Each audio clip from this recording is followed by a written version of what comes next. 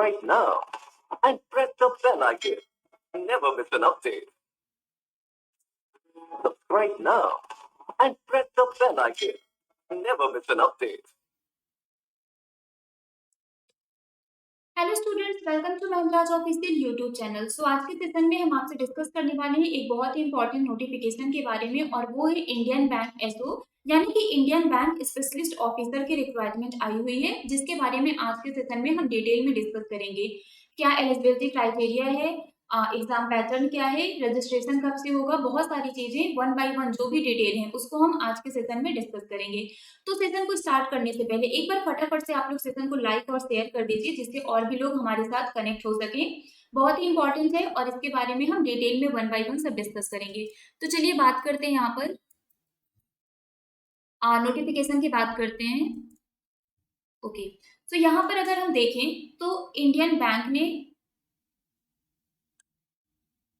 Just wait a second, Indian Bank ने specialist officer के post के लिए क्या किया है, वैकेंसी आउट किया है। और टोटल अगर हम वैकेंसीज की बात करें तो 300 प्लस वैकेंसीज हैं टोटल। इस पोस्ट में 300 प्लस वैकेंसीज है, और इसका जो ऑनलाइन रजिस्ट्रेशन डेट है, मतलब कब से आप इस फॉर्म को फिल कर सकते हैं, तो ये आपका 24 मई से स्टार्ट हो गया है और 14 जून तक आप इस फॉर्म को फिलअप कर सकते हैं। 24 मई से आप इसको इस फॉर्म को फिलअप कर सकते हैं, और लास्ट डेट इसकी 14 जून है। तो 24 मई से 14 जून तक आप इस फॉर्म को फिलअप कर सकते हैं। Online registration including edit modification of application by candidate and payment of application fees intimation charges is from 24 May to 14 June. यहाँ तक क्लियर हो गया। चलिए अब हम पोस्ट की बात करें तो यहाँ पर बहुत सारे पोस्ट आए हैं आपके स्केल 1 से लेके स्केल 4 तक, मतलब स्केल 1, स्केल 2, स्केल 3, स्केल 4 ऐसे करके बहुत सारी वैकेंसीज आई हैं, और टोटल इन सबको ऐड करके जो हमारी नंबर ऑफ वैकेंसीज है वो 300 प्लस है। फॉर एग्जाम्पल अगर हम देखें सीनियर मैनेजर क्रेडिट, तो ये स्केल 3 के लिए वैकेंसी है, और टोटल जो इसमें वैकेंसी है वो 10 है। मैनेजर क्रेडिट ये स्केल 2 के लिए है, और टोटल नंबर ऑफ वैकेंसीज 50 है। सीनियर मैनेजर अकाउंट्स ये भी स्केल 3 के लिए है, और टोटल वैकेंसीज 2 है। यहाँ पर देखिए असिस्टेंट मैनेजर अकाउंट्स ये स्केल 1 के लिए है, और टोटल वैकेंसीज 5 है। तो इस तरीके से स्केल वाइज आपकी अलग अलग वैकेंसीज हैं। और आगे देखते हैं यहाँ पर, तो सबसे ज्यादा जो वैकेंसी हमें देखने को मिल रही है वो हमें देखने को मिल रही है असिस्टेंट मैनेजर की। Assistant manager industrial development officer, और इसमें ये आपका स्केल 1 के लिए है, और टोटल जो नंबर ऑफ वैकेंसीज है वो 150 है। तो सबसे ज्यादा जो हमारी वैकेंसी है वो इसी पोस्ट के लिए है, assistant manager, that is IDO industrial development officer के लिए, और ये स्केल 1 के लिए है, और टोटल नंबर ऑफ वैकेंसीज 150 है। यहाँ तक क्लियर हो गया। चलिए सो इस तरीके से बहुत सारे हमारे पोस्ट दिए हुए हैं जिनके लिए अलग अलग वैकेंसीज हैं। एंड फाइनली जो हमारा टोटल वैकेंसी है आप यहाँ पर देख सकते हैं, जो टोटल वैकेंसीज है वो कितनी है, 312। यहाँ पर टोटल जो वैकेंसी है ये 312 है। सो स्केल 1 से लेके स्केल 4 तक अलग अलग पोस्ट के लिए टोटल 312 वैकेंसीज है। अब यहाँ पर एक बहुत ही इंपॉर्टेंट लाइन लिखी हुई है जो आपको पढ़ना है। A candidate can apply for only one post and not more than one application should be submitted by any candidate। एक कैंडिडेट सिर्फ एक पोस्ट के लिए ही अप्लाई कर सकता है। Not more than one application should be submitted, एक से ज्यादा एप्लीकेशन आप सबमिट नहीं कर सकते। अगर आप एक से ज्यादा करते हैं 1 2 3 4, तो जो आपने लास्ट वाला अप्लाई किया था वही आपका प्रेफर किया जाएगा। In case of multiple applications only the latest valid, जो आपका सबसे लास्ट वाला होगा तो लेटेस्ट होगा, जो कंप्लीट होगा वही आपका रिटेन किया जाएगा। And the application fees intimation charges paid for the other multiple registrant will stand forfeited. ठीक है, सो यहाँ पर एक कैंडिडेट सिर्फ एक ही पोस्ट के लिए क्या कर सकते हैं, अप्लाई कर सकते हैं। आप मल्टीपल पोस्ट के लिए अप्लाई नहीं कर सकते हैं। क्लियर हो गया। अब यहाँ पर पे स्केल की अगर हम बात करें तो पे स्केल आप क्लियरली देख सकते हैं। ये जो अभी मैंने बताया था 4 स्केल के लिए अलग अलग पोस्ट है, तो इस 4 स्केल वाइज आपकी क्या बोलते हैं पे स्केल भी अलग अलग है। लाइक स्केल 1 के लिए देखें तो 63,840 है, स्केल 2 के लिए 69,810 है, स्केल 3 के लिए 78,230 है, और स्केल 4 के लिए 89,890 है। सो यहाँ पर अलग अलग स्केल के लिए अलग अलग आपका पे स्केल है। इसको आप देख लीजिए। जो भी लोग एलिजिबल हैं जो इसके लिए अप्लाई कर सकते हैं, उनको मैं रिकमेंड करूंगी कि आप इस फॉर्म को जरूर अप्लाई करिए, क्योंकि बहुत ही अच्छी पोस्ट है ये। आपका एसओ बहुत ही अच्छा पोस्ट होता है, और आप यहाँ पर देख सकते हैं कि पे स्केल भी यहाँ पर बहुत अच्छा होता है। तो जो भी लोग एलिजिबल हैं वो क्या करें, इसके लिए अप्लाई कर लें। ठीक है, बाकी एलिजिबिलिटी क्राइटेरिया की बात करें तो कैंडिडेट मस्ट बी इधर a citizen of India, subject of Nepal, subject of Bhutan, a Tibetan refugee, ये सारे आपके नेशनैलिटी से रिलेटेड है। अब यहाँ पर देखते हैं age, qualification, educational qualification and post qualification और वर्क एक्सपीरियंस, क्या क्या चीजें इसमें मांगी गई है। तो एज लिमिट की अगर हम बात करें, यहाँ पर अगर आप ध्यान से देखें तो एज लिमिट अलग अलग दी गई है। किसी में मिनिमम 25 है तो किसी में 20 है, किसी में मैक्सिमम 38 है तो किसी में 35 है। मतलब आपका जो ये एज लिमिट है हम बोल सकते हैं एक तरीके से 20 से लेके 40 तक है। Minimum 20, maximum 40। आई थिंक ये देखिए यहाँ पर मिनिमम 20 दिखा रहा है और यहाँ पर मैक्सिमम 40 दिखा रहा है। और भी जगह पर देख लेते हैं यही है या नहीं, 40 से ज्यादा कहीं पर नहीं है।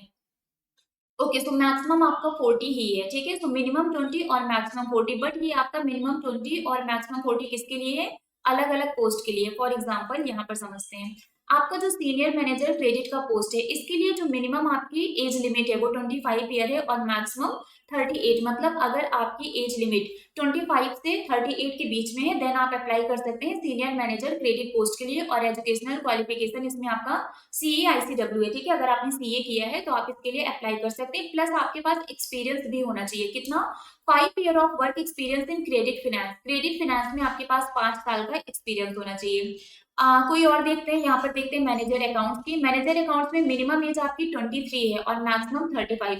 मतलब अगर आपकी एज 23 से 35 के बीच में है और आपने CA किया हुआ है तो आप क्या कर सकते हैं, आप इस पोस्ट के लिए अप्लाई कर सकते हैं। और यहाँ पर आपको वर्क एक्सपीरियंस चाहिए 3 साल का। ठीक है, 3 year of work experience in the field of accounts, audit, IMDAS, IFRS, direct tax, indirect tax, of which 1 year preferably in banking sector. ठीक, तो यहाँ पर भी आपको 3 साल का एक्सपीरियंस मांगा गया है। और यहाँ पर अगर हम देखें असिस्टेंट मैनेजर अकाउंट, ठीक है, असिस्टेंट मैनेजर अकाउंट, अगर आपकी एज 20 से 30 साल के बीच में है, मतलब मिनिमम 20 मैक्सिमम 30, और आपने CA किया हुआ है और आपके पास एक्सपीरियंस नहीं है, then you can go for this post, that is assistant manager accounts. Assistant manager accounts के लिए अगर आपने CA किया हुआ है, एक्सपीरियंस इसमें नहीं मांगा है और आपकी एज 20 to 30 के बीच में है तो आप क्या कर सकते हैं, इस पोस्ट के लिए अप्लाई कर सकते हैं। यहाँ पर आपसे एक्सपीरियंस नहीं मांगा गया है। ओके, आगे देखते हैं और भी किसी में एक्सपीरियंस नहीं है या सब में एक्सपीरियंस मांगा है।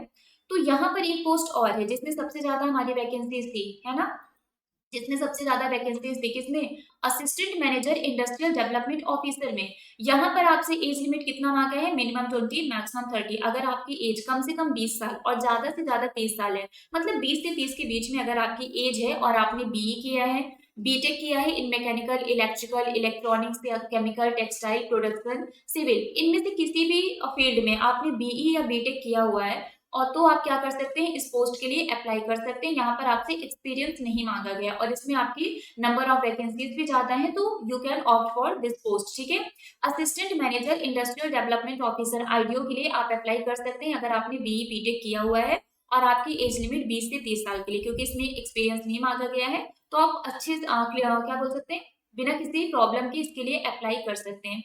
क्लियर, तो यहाँ पर आपका हो गया एज लिमिट अलग अलग दिया गया है, एज लिमिट अलग अलग पोस्ट के लिए। इसको आप लोग फॉर्म फिल करते टाइम एक बार देख लीजिएगा कि आप उस एज ग्रुप में आ रहे हैं या नहीं आ रहे हैं। अब बात करते हैं एज रिलैक्सेशन की।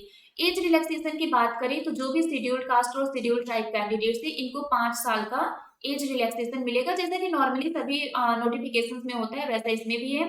अदर जो बैकवर्ड क्लासेस हैं इनको 3 साल का, पर्सन विद बेंचमार्क डिसेबिलिटी इनको 10 साल का, एक्स सर्विसमैन कमीशनड ऑफिसर्स 5 साल का और पर्सन अफेक्टेड बाई 1984 राइट्स इनको भी 5 साल का एज रिलैक्सेशन दिया जा रहा है। तो जो मैक्सिमम एज स्पेसिफाई किया गया है ये किसके लिए है, जनरल कैटेगरी के लिए, और जो हमारे EWS कैटेगरी कैंडिडेट्स हैं उनके लिए है। उनके लिए यहाँ पर कोई भी एज रिलैक्सेशन नहीं है। आई होप सो कि यहाँ तक आपको क्लियर हो गया होगा। चलिए और देखते हैं यहाँ पर कौन सी चीजें हमारे जानने के लिए हैं। ओके, हमने पोस्ट देख लिया, एज लिमिट देख लिया, एजुकेशनल क्वालिफिकेशन देख लिया और अब हम देखते हैं सिलेक्शन प्रोसेस। ठीक है, सिलेक्शन प्रोसेस क्या है, तो यहाँ पर आपका एक रिटन एग्जाम होगा। ठीक है, एक आपका रिटन एग्जाम होगा और रिटन एग्जाम के बेसिस पर जो कैंडिडेट सेलेक्ट होंगे फिर उनका इंटरव्यू होगा। मतलब 2 स्टेप होगा, एक रिटन एग्जाम दूसरा इंटरव्यू।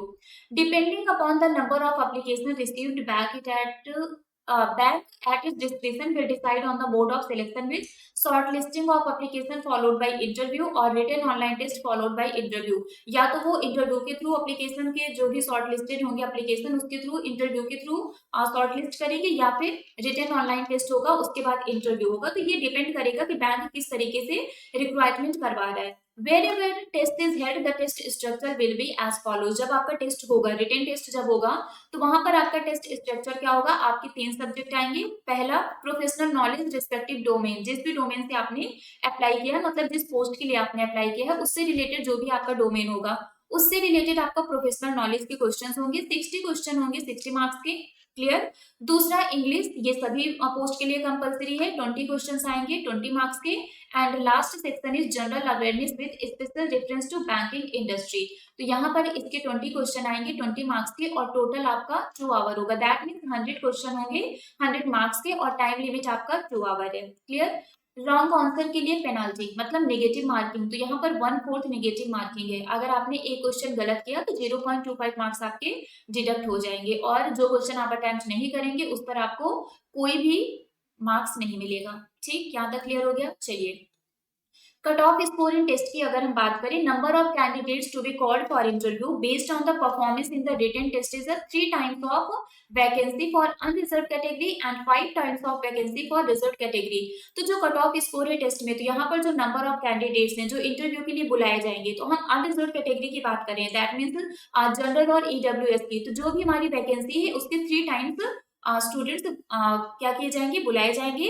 और अगर जो रिजर्व कैटेगरी है उनकी बात करें तो वैकेंसी के 5 टाइम्स कैंडिडेट्स बुलाए जाएंगे। चलिए, ये डिपेंड करता है नंबर ऑफ वैकेंसी पर और जो टोटल नंबर टोटल मार्क्स की जो कट ऑफ जाएगा उसके बेसिस पर इंटरव्यू के लिए कैंडिडेट सेलेक्ट किए जाएंगे।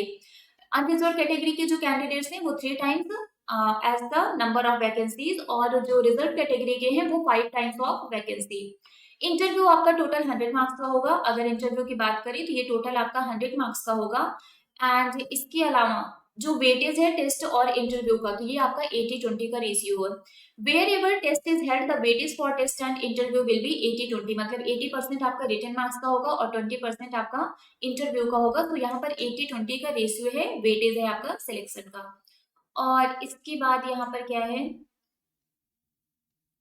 इसके बाद आई थिंक सारी चीजें हमने आपको बता दी है। बाकी यहाँ पर और कोई भी चीजें नहीं है। हाँ है, यहाँ पर आप ये मैंने आपको बता दिया था कि एप्लीकेशन फॉर्म आपका 24 मई से स्टार्ट हो गया है और 14 जून तक आप क्या कर सकते हैं, इसके लिए अप्लाई कर सकते हैं। लास्ट डेट आपकी 14 जून है। अब यहाँ पर फीस की बात कर लेते हैं। एग्जैक्टली तो यहाँ पर फीस मिसिंग था, फीस की बात कर लेते हैं कि इसके लिए फीस कितना है।